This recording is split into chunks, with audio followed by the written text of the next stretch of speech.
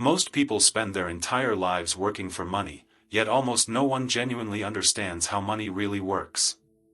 Every morning, millions follow the same routine. The alarm sounds.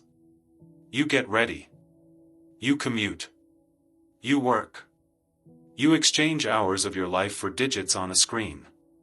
When the month ends, a salary appears. Taxes are taken out before you ever see it. Then come the bills. Rent. Utilities. Food. Transportation. Maybe a little remains, maybe nothing at all. And even when your income rises, life somehow just gets more expensive. This breeds a quiet confusion. It feels like you're doing everything correctly, yet progress seems slow or out of reach. Over time, that confusion becomes stress. And eventually, people start to blame themselves. They believe they're bad with money, not disciplined enough, not clever enough. But the truth is far more uncomfortable. This video isn't about motivation. It isn't about shortcuts, investing tips, or getting rich fast. This video is about understanding the system you're already living inside. A system that shapes your choices long before you ever make them. Because if you don't understand how money works, the system doesn't punish you openly. It does something worse. It quietly controls your options. Inflation. Debt. Credit scores. Banks. Governments. These aren't random problems. They aren't mistakes. They are features of the modern money system. Once you see how these pieces connect, you'll never look at your paycheck the same way again. You'll never look at debt the same way again. And you'll start to understand why financial pressure isn't just personal failure, it's structural design. Welcome to Money Explained. Today, we're going to move clearly and slowly through how the modern money system actually operates. How money is created. How it flows. Why debt dominates modern life. Who benefits the most from this structure? And why it feels like almost everyone is falling behind. Money is often mistaken for wealth, but they are not the same. Money is a tool. Wealth is control over resources, time, and security. Money was invented to make exchange simpler. Thousands of years ago, humans relied on barter. Goods or services were traded directly. But barter breaks down as societies expand. It's unreliable and inefficient. You need a coincidence of wants. So societies required a shared system of value that everyone could accept. For a long time, that system was based on commodities.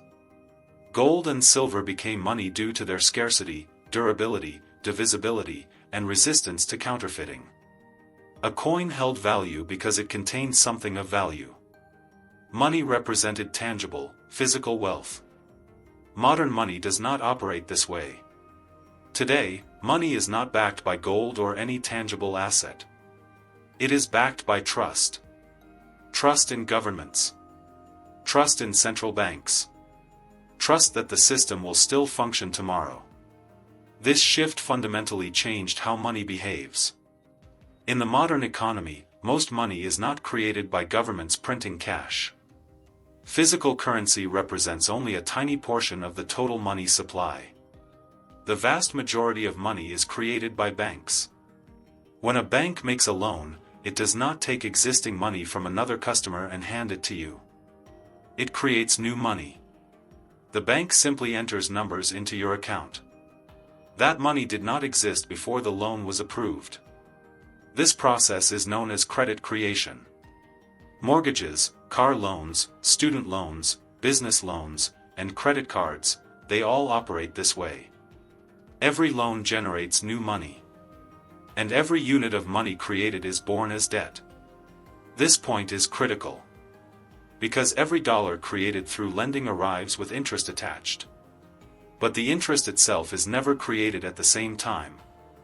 This means the system mathematically requires more debt in the future to repay existing debt. Debt is not a flaw in the system. Debt is the foundation of the system. This is why total debt is always growing. Households carry debt. Corporations carry debt. Governments carry debt. If borrowing slows down, economic activity slows down. If borrowing stops, the system freezes. This is also where inflation enters the picture. Inflation is often described as rising prices, but that is only the surface effect. Inflation is the gradual loss of money's purchasing power. When new money is constantly created through lending, the total money supply increases. But real resources, housing, food, energy, land, labor, do not increase at the same rate. As more money chases the same quantity of goods and services, prices rise. Over time, each unit of currency buys less. This is why money loses value even when it appears stable on paper. This is also why it feels harder to save money than it once did. Money that sits still slowly loses value. The system discourages hoarding and rewards spending and borrowing. This is no accident. It keeps money circulating. Your salary exists within this structure. Wages are often the slowest part of the system to adjust. Prices can rise quickly. Asset values can inflate rapidly. But wages usually lag behind. This creates the feeling of running in place. You work harder, earn more, yet feel poorer. Banks sit at the center of this entire system. They don't simply store money. They manage access to money. They decide who gets credit, how much, and at what cost. This power shapes lives.